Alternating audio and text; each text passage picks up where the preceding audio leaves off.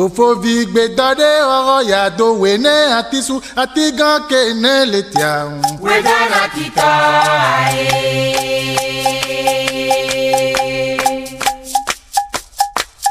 Kadavi gbedade oro ya do wene atise atigan kene letia la. Wedana kita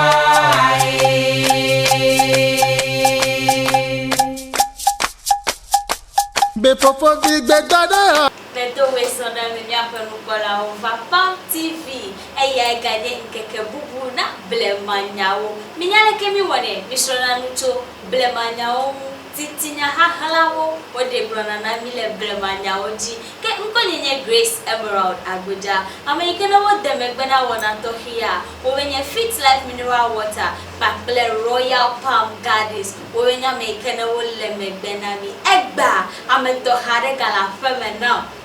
amade kana denyao bronami ela famena megbe ke egba mi le nu fogeto awudo mi awele ke ho to ekple vado awudo mele fi egbe mi le nu foto enugbe no ple ma hodo metoto kuya na nyebe metrogwa nya ayidi eyon fofovi gbedade oro ya do wene atisu atigan kene letia. Wedana kita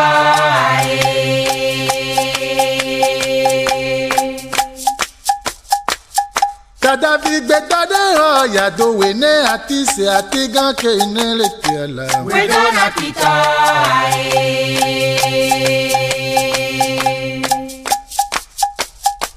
Be fofovi gbedade nyawe teto do metoto kuima ke megangro bo eya nye blemanya wole Pam TV nkonyenye Grace Emerald Abuja amerikana wode megbena wona to here wowenye Fit Life Mineral Water Bakle Royal Palm Gardens abaleke megbena ameto hadela fame egbe mekane tibane dijon gandena mibenya ko ameto here ko nkwenye Samson amegbe apeto Samson amegbe ike amegede woyona be togbe lo togbe weso papa yo nya otele doji egbe nenye be awudo mi awole etezandui woye plen egbe itini anya susu kemita nenye ba zando o dibene yo ipe susu katai ape le ayike ebi opete kakale mochi de sa de lebe mocho alebe awudomi opre ebi ke mi o bi le fi epenela ya wezo kakaba do pele alebe awudomi ono pele pekede ape je mo ba do fi ko de fi ya ta na yebe mi ko te za do ba de ni atogbo no pe aba do bra aba jete za lu do me ya na ba wudo mi o ti pele pesi abe yo ape ya efele pele emi tole tobo e mochi ya mi va ti pele pele je tobo du yen all right ka e ki gane fia be ke he mi dole efia ye mi va ti pele afibado awudo me eye na be na zande sia de teza edoi mi ye badu kutogoji na ma tutu yo ape egbe ne dibe na kuna mi chole ke mozozola heno to pele nu mi we yiti kaka abi mi va do fi gbe abi va na e fi wa no e va le fi egbe eto du e yon kon e be awudo me leke mozozo e kon no to pele kaka va do fi egbe ni ati na ade blona mi yo ape ni ato no pele pegede alebe no na ade ba yiji ekenye atabu ya ewe be ya na wudo mi ojo le pele ba do fi ko le fi o be mo so edidi o zo mo ba do tepegede emenye peraka be be aso so onyo no zo ba do tepere ke de tawa o no ayin a dagbele a po nudu afi aga jemo ya jo no kaka afi ba do e fi ko le fi la ke lo mo so ma o gba fugere alebe ye ma yila kaneto pele bokono yawe kola eduo dukola alebe lo do tepere boko no wa kwa ara be emi yo yo re enwa na ma nyo ke mi wa to na o nyo wa yi ke kan to bi to no me o no gbe ala be to ke no gbe ma yi ya nye agesi to gbe agesi alo kan to agesi ya no go to pere boko no ko lo kaka ba do e fi ke mi le ke ni ba jo le nye o mo zo me o pa fun to o pa fugere amoku le moji abe o zo ke ba do e fi ke mi le yo fi be awo me ke na ye mi to pele gbo e fi mi ni ga ba do gbara ape do te o yo fi be awo me ni jo yin ba do fi mi le tagba gare le fi ma o mata atome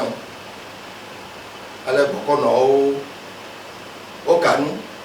yo be elebe no savo ape wata ato eche ba me ale le boss sa ma mere elebe nyomu ke banya unju pele unju ke banya nyomu ya wa ko de eto ape wata pomo ajo e bara ke le ma yi me abi le ke le ngone ke ko lo ya yi e bi to e no si alebe eve kule moji alebe soraka alebe o ya bero saboy ma no bi ara sele bi ni strong alebe anyina wasi di nyon de ka kolon tu de ka ya ko de ba ni alebe ba la fu ala o do mi on so ji ba do te pere ko yo be ala peta le fmare e peso ere ko e pe gare de ta e fma do mi on ba je ko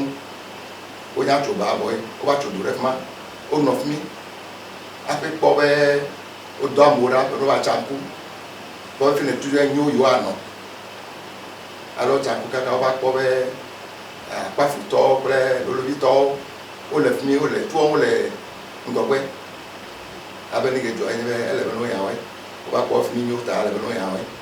ale o ka bare lo bi ko la pa fu to o le tu o je le fma ale be auto mi o ya we o do yi ale bo jo le fmi ya mi auto mi o zo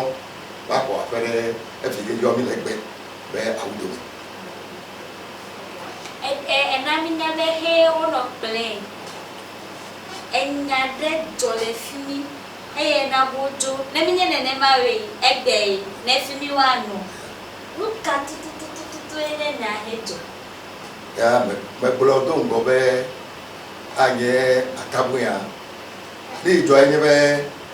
abele ke ka de taka ko no ka cheka le ablome albo no atidome be ba yi o no atidome no ka cheka albe nyon de ba yi tome e fulesi albe taka ko je dike abele ke gbo le beti amere ba ji nyon amere ba ji unchu o le vle ka kabalu te pere e ki abe lo para lu ka waji ala ya te fe me o nyon no ya o ko ibulu para be nu ka le be do me albe ya nya te fe me be no bi no be do me ta mere ka ma dujio la ka nya unchu la ka nyon da o do to re ke me be dujio ake nu ma zu nu pe na awu do mi o le pele ya we be awu do mi ojo le pele do fiabe de ka kwewe awu do me de ka kwewe ya we tututu ya we nya ni ege wo ho do ki ya ma na mi nya chebe boko no ple kale to we nye amere no ngonami afode de ka wo e plo mi kaka ba do fi ka globe boko no enuka fina mi ato nuka we le mojina mi ono ewo kaka ale be yawe le wo no po no re ke mi oklo na kala to be mi to mo le ba to mo alo mi ato fi na ma o we kaka ale be na ma kala to pre boko no ono boy ma do fiabe ble mai enye be mi tire he dia ko te pere do je be mi anya mi o le fi mi ape nya akwe le ma yi ma ba e no no wa pa ke du no bi ji ko zu ma zu to ale be na ma e no ai le ma yi me o na me nya gbambe he o to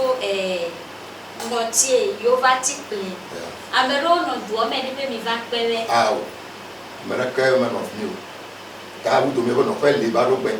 Na o yi wa fi awe e fi awu do me ono e de. E fi pele to jo no e de.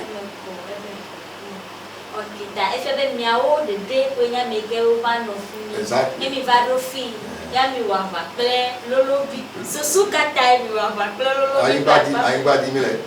No no di. Vole fi mi ame mi vale. Afi mi je mi ato. You ame kalento de kare kaka wenye ame kenu nongona mi koye nya ata agro. Le ya te pepete be jojo me onya agro la wa de ke America ko yo ya yen achisi. Ya ko yo. Ara be mi to pere won re. O ma ga yo la. Ya be agbale o me ipo ya. Tami agro be ya nya America ke he nongo he pro awudo no bado fi. Le te pere sia de abele ko le gro fi be imprumanye panda. Na ma ko America amu pere won ya ke ko nye ya le go kweta ya be ko yo no ese ai. Luka e fiabe ke mi zomo di e bado fi. No mo mi wa pe nya be e file nye tepe keke ye wa no anu na iwe ape mi va dem kone ba wudu. Ne amese ame agblede ngba odie e mai ma agblede de no yin ala mese ame di agblede ngba lo fi ko ko be enyo ke chi plende ke ma le fona o ya odina ale wa do fi o ko be fi yo ti ma yo yo ata ano ya we be o ya me ni to ba ko no be La me mi onyanya me le kokono le ka fode de kono aba o wa pri yo mo he nu ka we na le ke bi ko duji nu ka o mi wo ni pe ko ji dudu e kwa yin ba ji le egbe ne o bla mere ni papa e amiesi ya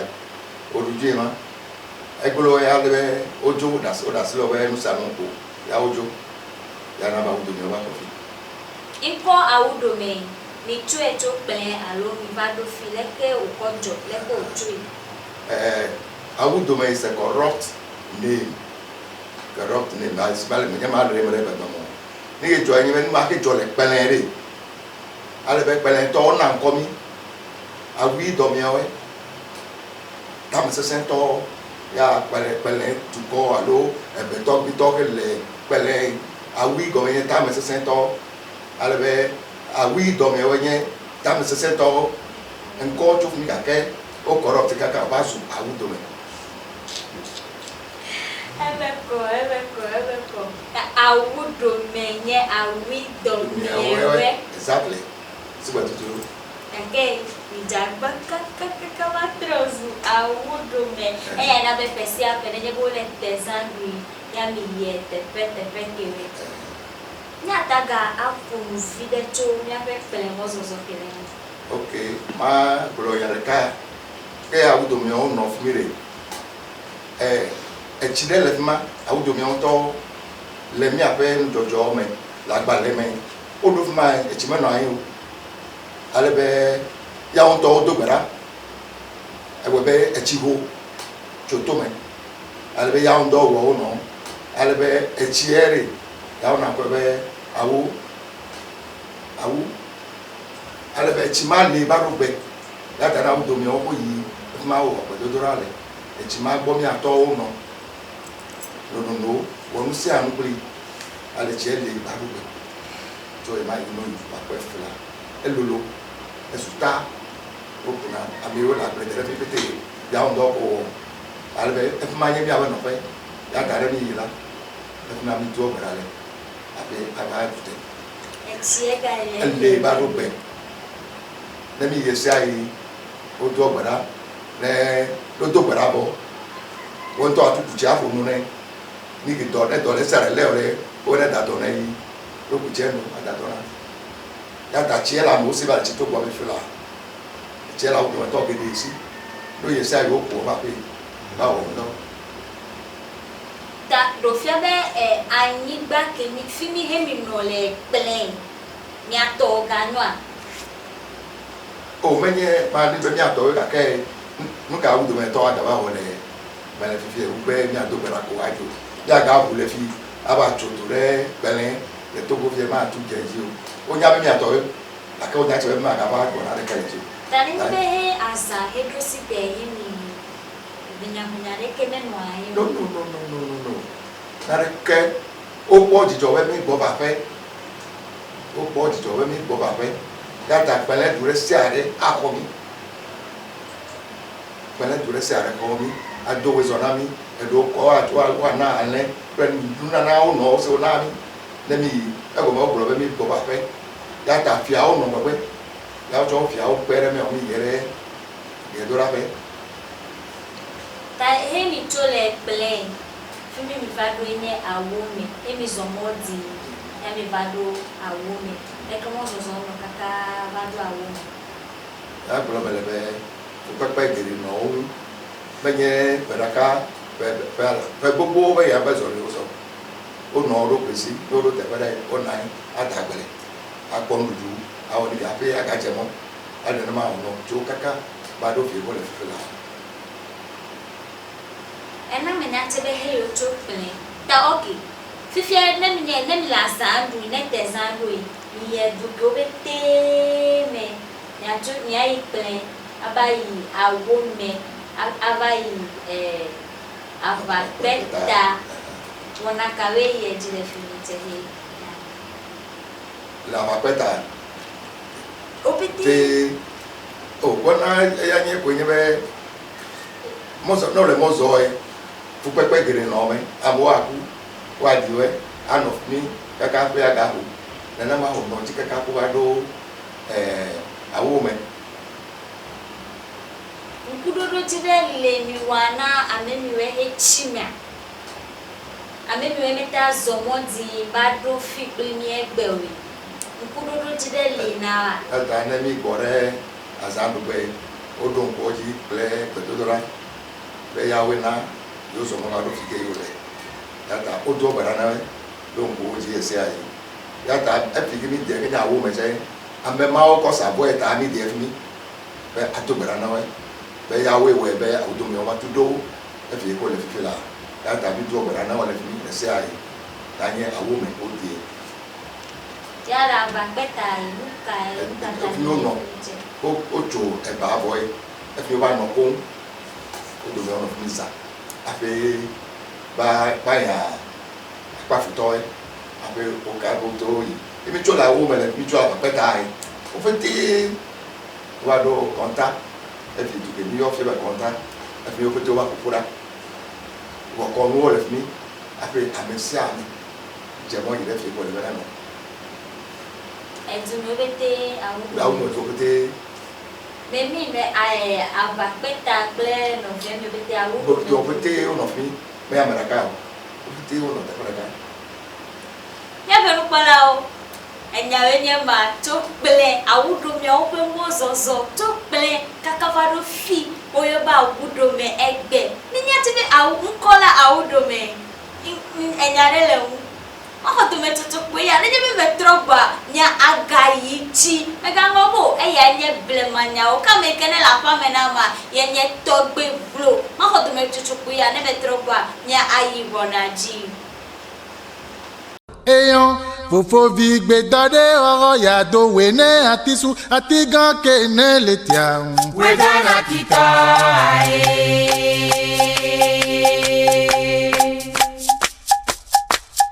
dada vi gbe dade oro ya do we ne atise ati gan ke ne le tia la Wedana kita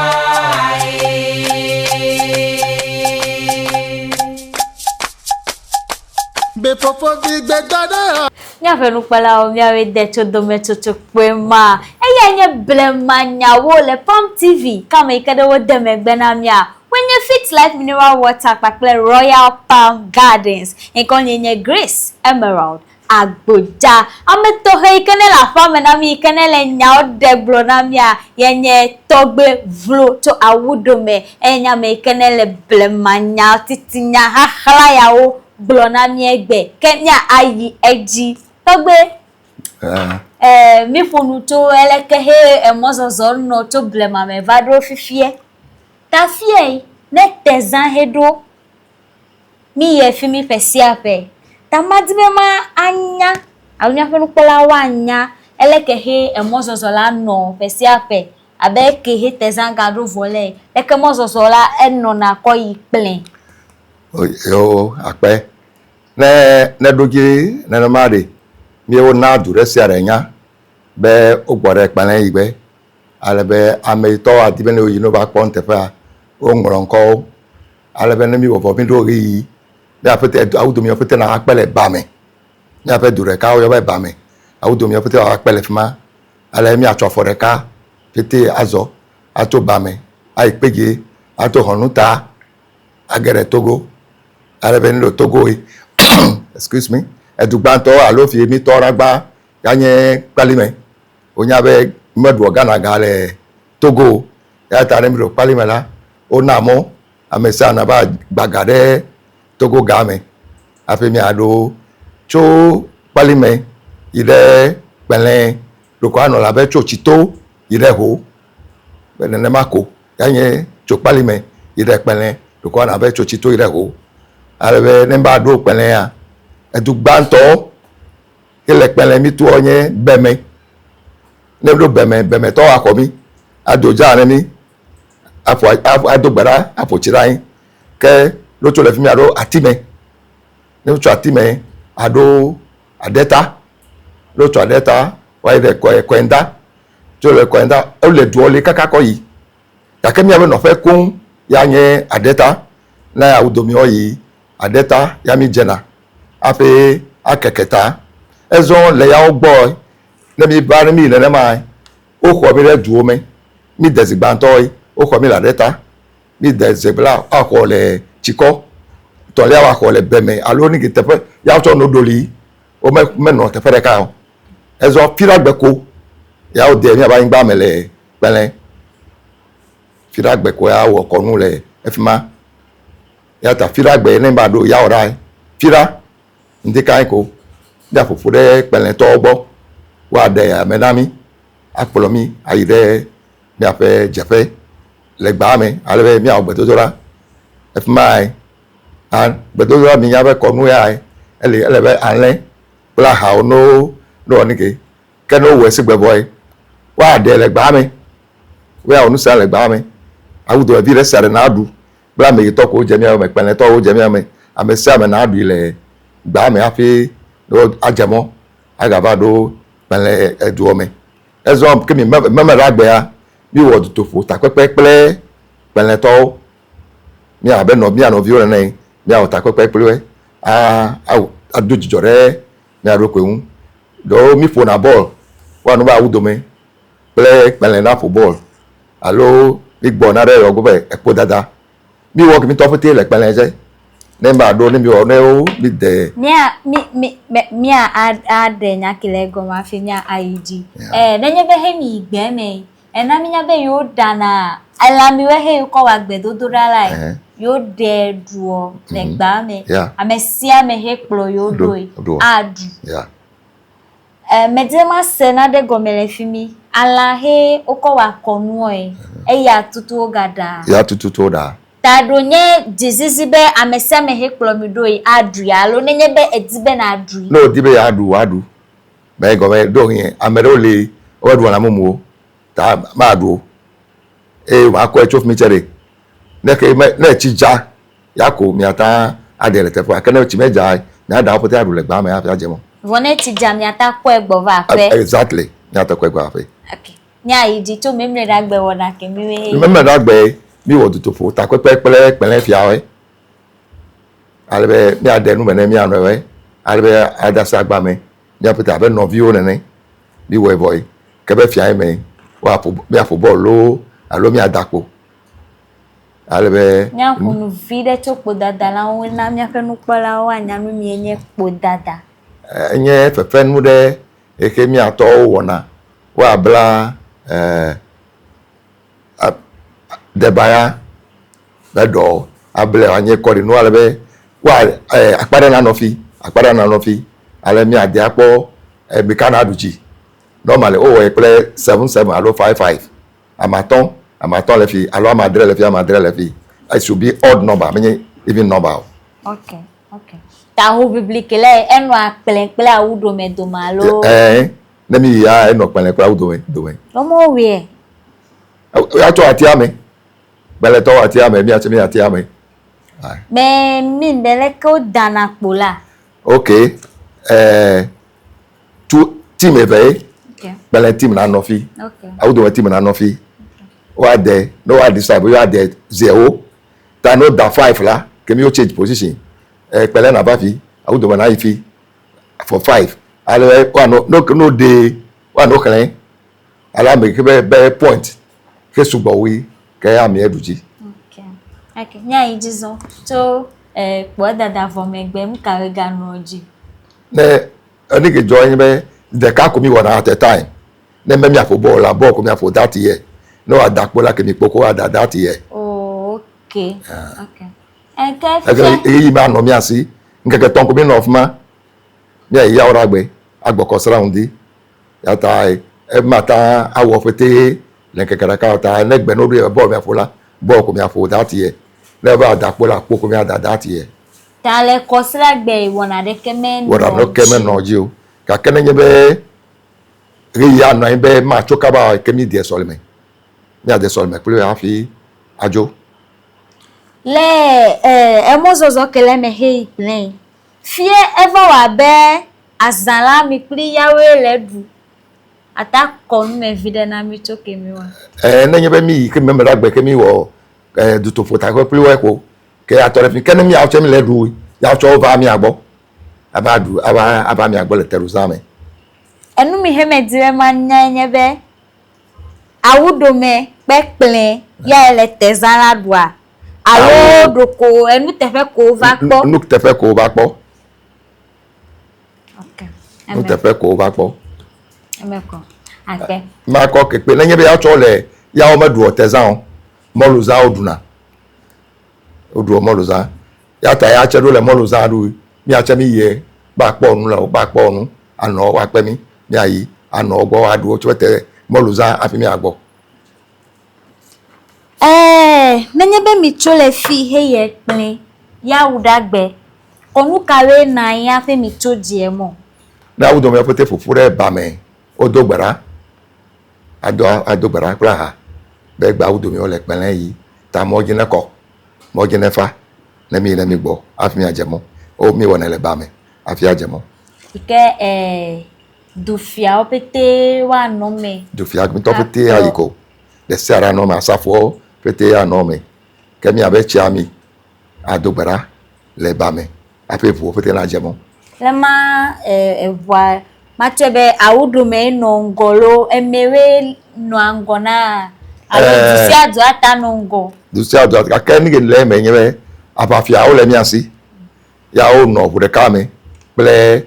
committee to be mi to ke le azan plan la ya we na no go pe bu so to pete ano be yo me e go me mo ba bia le mi asi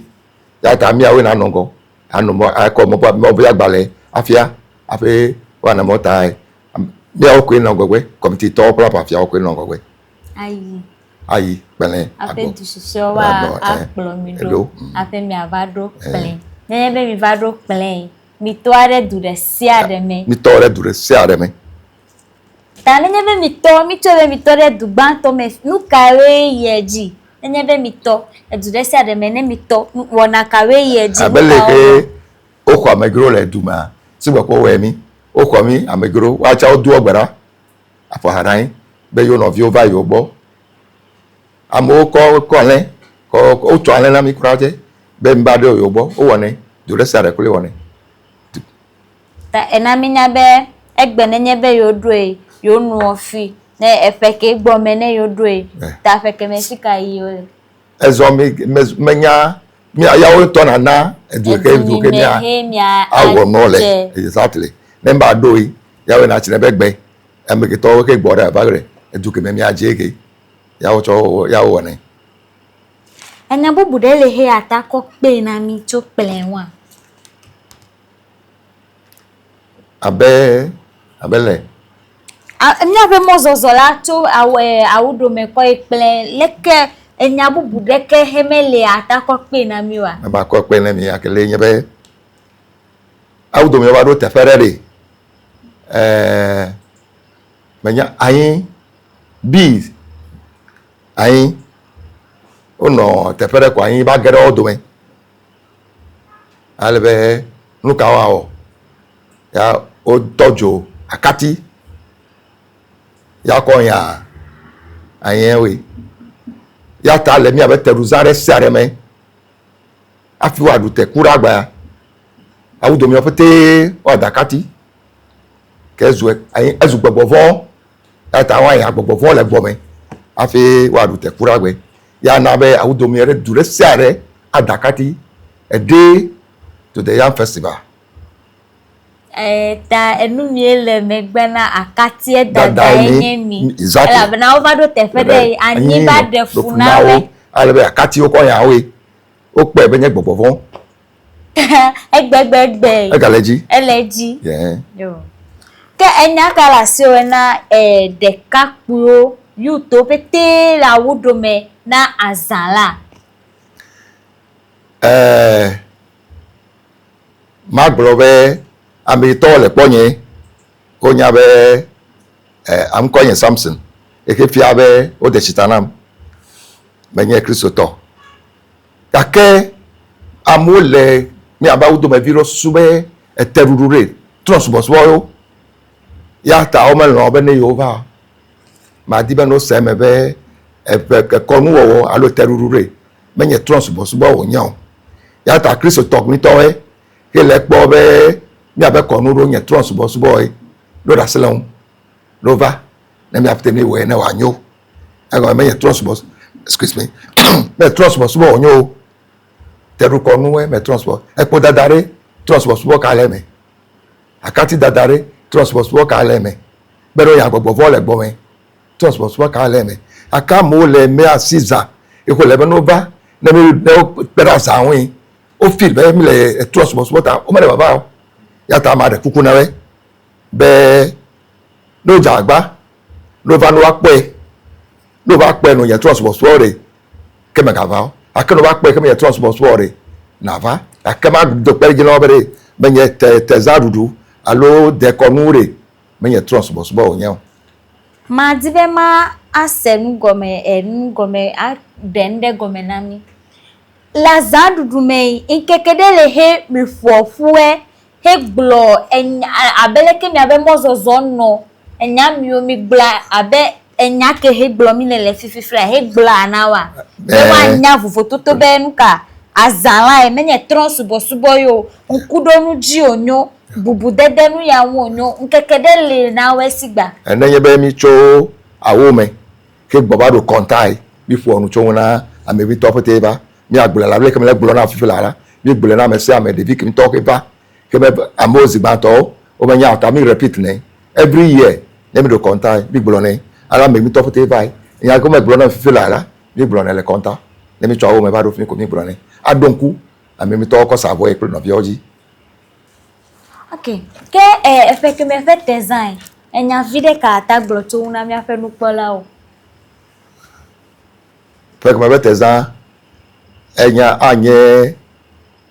no me vae no ɖe tsi na tsɔ ma xɔe sɔ ame yiwo mi kpe kple ame yiwo gbɔ ava gbe wotri ya ta ama ɖe kuku be eƒe ke me tezã ɖe ele tɔxɛ ɖe ya ta ame sia ame awuɖomevi ɖe sia ɖe ne va ne va kpɔ teƒe eye ame yiwo tso du ta ko adi be ne wokpɔ awuɖome ƒe teɖuzã tse ɖe mɔ ɖeɖe le faa woava va kpɔ teƒe miaɖe dekɔnuwo afia eye ɖuɖu ke mi tɔ le miabe de nue kple ƒoƒoƒo mi tɔ le de ke nye dekɔnu vuwoe wo ƒete gbɔ ɖe vava gbe ta ame sia ame ne va na va kpɔe. Yo, mana wo nukpɔkpɔ ke na adogbe na ame eve yi ke wotɔ edi be ya adogbe na wo. Gbãtɔ nye miabe tɔgbe gã adaye kɔsi dzani woye tɔlia medogbe ɖe wo le anukɔse medogbe na wo le dɔ dzi alo ne megaku wo ame evelia ya nye miaƒe chairman committee chairman ne wo le anukɔse dzi ne megaɖa va ƒo mi la megbe mi awe wanyo awu to meta na ireji akpenami ya fenu pala o e ma enye togbe vura baleke ogble na de konu levona tron subo tani nyebe ele to domi egbe alo ele mi apo ejebe na anya benuka he enye awudo me vididi ege me na awudo me vi odede o ni apete tron subo ele vona de konu ejebe mi ale mi afe de konu me de asi sesie mi anya nu to mi ave dumi me we he mi chon ta design enyende iko fianu mi hekude mi afe de konu ewu menye tron subo onyo eya ko gbo to gbe vuro le ta nenyebe enye awudo me vi helegbe design kele edovo ne nava nyebe nu sosro galeji igbe ni anyanu to du si adunwu no plimi eya mi jegoma to awudo me ni idu si adume ta nenyebe edibe ya anyanu to wodu kwa no wode kaklimi hesia yi fida ga defe fofume ne mi anya nya dekonu nya sronu to mi dekonu enya anya vuvototo cho etron subo ple dekonu me amekene wo demegbe na wona tohia wo wenye Fit Life mineral water ple Royal Palm Gardens ke amekene no afame hefunu na mia ya enye togbi vlo kenye nto nkonye Grace Emerald Agboja Akpenami Eyan fofo vi gbe dade oro ya do we ne atisu ati gan ke ne le ti ahun. We dana tita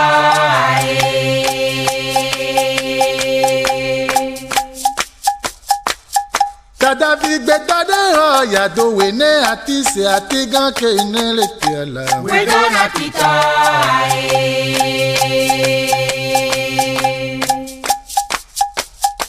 Be fofo vi gbe dade